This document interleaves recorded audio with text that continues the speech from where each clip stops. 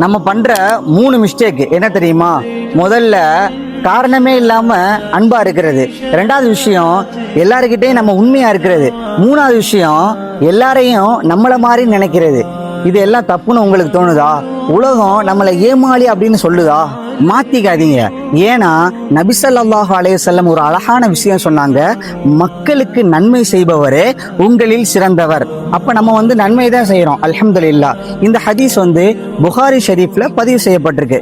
இப்போ நீங்க செஞ்சது தப்பு இல்ல, அது உங்ககிட்ட இருக்கிற ஈமானிய தரம், அதாவது ஹை ஸ்டாண்டர்ட்ஸ். மனுஷங்க ஏமாத்துறாங்கன்னு உங்களுடைய நல்ல குணத்தை எதுக்கு நீங்க மாத்திக்கிறீங்கன்னு எனக்கு ஒன்றும் புரியல. ஆனா அல்லாஹுக்காக உண்மையா இருங்க. உங்களை ஏமாத்திட்டதாக நினைக்கிறவங்களுக்கு முன்னாடி அல்லாஹ் அவர்கள் தொட முடியாத உயரத்துல உங்களை வைப்பான் இன்ஷா அல்லாஹ். இதுதாங்க உண்மையான வெற்றி.